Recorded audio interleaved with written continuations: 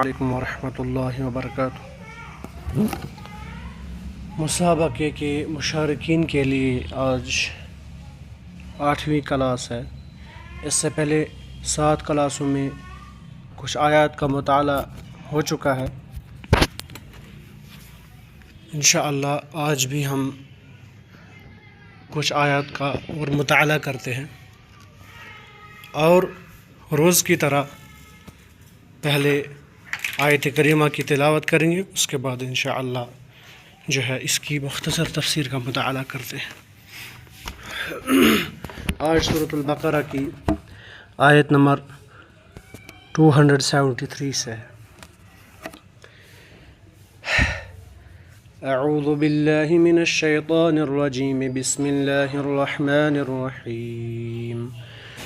للفقراء الذين احصروا في سبيل الله لا يستطيعون ضربا في الأرض يحسبهم الجاهل أغنياء من التعفف تعرفهم بسيماهم لا يسألون الناس إلحافا وما تنفقوا من خير فإن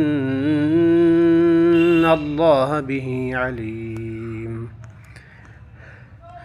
الذين ينفقون أموالهم بالليل والنهار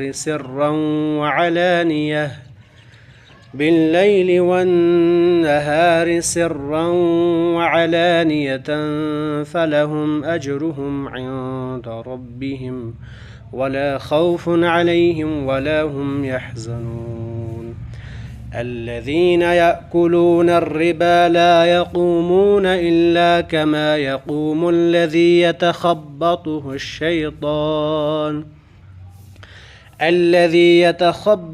الشيطان من المس، ذلك بأنهم قالوا إنما البيع مثل الربا وأحل الله البيع وحرم الربا، فمن جاءه موعظة من ربه فانتهى فله ما سلف وأمره إلى الله ومن عاد فأولئك أصحاب النار هم فيها خالدون۔ اللہ تعالیٰ بیان فرماتے ہیں، للفقراء الذين احصروا في سبيل اللہ، صدقات کے مستحق صرف وہ غربا ہے جو اللہ کی راہ میں روک دیے گئے۔ الذين احصروا في سبيل اللہ لا يستطيعون ضربا في الارض، جو ملک میں چل پھر نہیں سکتے۔ يحسبهم الجاهل اغنياء من التعفف، اور نادان لوگ ان کی بے سوالی کی وجہ سے انہیں مالدار خیال کرتے ہیں، یعنی یہ لوگ سوال نہیں کرتے لوگوں سے اور لوگوں کو لگتا ہے شاید یہ مالدار ہے۔ تعرفهم بسیماهم، وہ سوال کیوں نہیں کرتے؟ آپ ان کے تعریفهم بسیماهم، آپ ان کے چہرے دیکھ کر قیافہ سے انہیں پہچان لیں گے۔ لا يسأل الناس الحافا، وہ لوگوں سے چمٹ کر سوال نہیں کرتے، الحافا چمٹ کر۔ وما تنفقوا من خیر فإن اللہ به علیم، تم جو کچھ مال خرچ کرو تو اللہ تعالیٰ اس کا جاننے والا ہے۔ اس کی تفسیر میں مفسر رحمہ اللہ بیان کرتے ہیں، اس آیت کریمہ کی تفسیر میں اس سے مراد یعنی یہ کون لوگ ہیں؟ اس سے مراد مہاجرین ہیں جو مکہ سے مدینہ آئے اور اللہ کے راستے میں ہر چیز سے کٹ گئے۔ دینی علوم حاصل کرنے والے طلباء اور علماء بھی اس کے ذیل میں آ سکتے ہیں۔ یعنی پہلے تو وہ لوگ اس میں شامل ہیں جو مہاجرین، مکہ چھوڑ دیا، اپنا مال و جائیداد چھوڑ دیا اور مدینہ آ گئے، اور پھر اس کے بعد اس میں وہ لوگ ہیں جو علم کے لیے طلباء اور علماء جو اپنے گھروں کو، اپنے گھر بار کو چھوڑ کر علم حاصل کرتے ہیں، وہ بھی اس میں آ سکتے ہیں۔ گویا اہل ایمان کی صفت یہ ہے کہ فقر و غربت کے باوجود سوال سے بچنا اختیار کرتے اور چمٹ کر سوال کرنے سے گریز کرتے ہیں۔ یہ اہل ایمان کی کیا ہے؟ صفت ہے کہ ان کو ضرورت تو ہوتی ہے لیکن وہ سوال نہیں کرتے، وہ چمٹ کر لوگوں سے مانگتے نہیں ہیں۔ بعض نے الحاف کے معنی کیے ہیں بالکل سوال نہ کرنا، بعض نے بیان کیا کہ الحاف کا معنی سوال کرنا ہی نہیں، کیونکہ ان کی پہلی صفت عفت بیان کی گئی ہے، من التعفف کہنا اللہ تعالیٰ نے، اس لیے فتح القدیر میں اس کا ذکر ہے۔ اور بعض نے کہا کہ الحاف سے مراد ہیں وہ سوال میں آہ و زاری نہیں کرتے، اور جس چیز کی انہیں ضرورت نہیں ہے اس سے لوگوں سے طلب نہیں کرتے، یعنی ضرورت کے وقت تو طلب کر لیں گے لیکن عمومی طور ضرورت نہیں ہے، زیادہ ضرورت نہیں ہے اس چیز کا سوال نہیں کرتے۔ ایک تو الحاف کا یہ معنی بیان کیا کہ جو بالکل بھی سوال نہیں کرتے، دوسرا معنی بیان کیا گیا ہے کہ ضرورت، جس چیز کی ضرورت نہیں ہوتی وہ چیز لوگوں سے نہیں مانگتے۔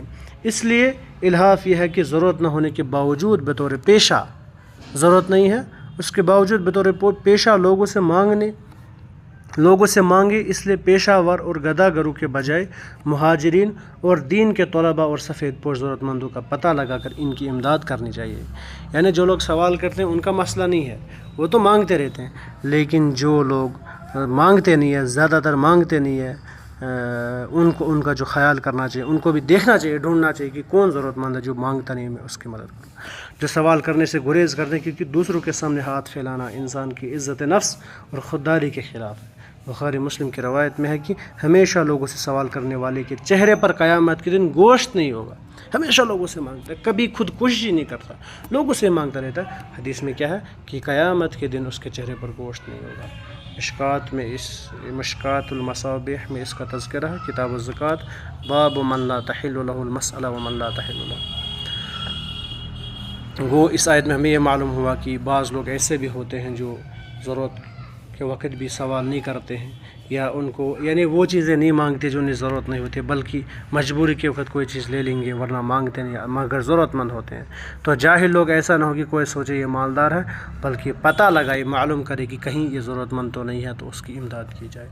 اس کے بعد دوسرے آیت کریمہ میں اللہ تعالیٰ نے بیان کیا جو لوگ الذین ینفقون اموالہم، جو لوگ اپنا مال خرچ کرتے ہیں باللیل والنہار، رات اور دن کو سرا وعلانیہ، چھپ چھپ کر بھی، علانیہ بھی، جو لوگ اپنے مالوں کو رات و دن چھپے کھلے خرچ کرتے ہیں، فرمایا فلہم اجرہم عند ربہم، اس کا بدلہ کیا ہے ان کے لیے ان کے لیے ان کے رب تعالیٰ کے پاس اجر ہے، اور نہ انہیں خوف اور نہ غمگینی ہوگی، ٹھیک ہے، نہ تو یعنی پاسٹ کا غم ہوگا، نہ فیوچر میں کوئی جو ہے خوف ہوگا، اس طرح۔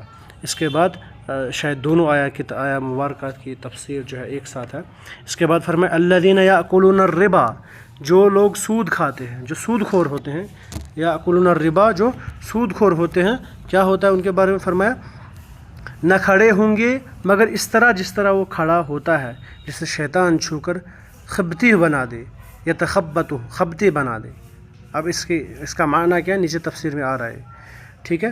جو لوگ سود خور ہوتے ہیں وہ کھڑے ہوتے ہیں، اس طرح کھڑے ہوتے ہیں گویا کہ شیطان نے انہیں چھو کر خبتی بنا دیا ہے۔ ذالک بانہم قالوا، کیونکہ اس لیے کہ یہ کہا کرتے تھے انما البیع مثل الربا، کہ تجارت اور سود ایک جیسی چیز ہے، جبکہ حالانکہ اللہ تعالیٰ نے احل اللہ البیع، تجارت کو حلال کیا ہے، وحرم الربا، اور سود کو حرام کیا ہے۔ جو شخص اللہ کی نصیحت سن کر رک گیا، اس لیے کہ رک گیا اس کے لیے وہ ہے جو گزرا، اور اس کا معاملہ اللہ کی طرف ہے، اور جو پھر دوبارہ حرام کی طرف لوٹا وہ جہنمی ہے، ایسے لوگ ہمیشہ ہی اس میں رہیں گے۔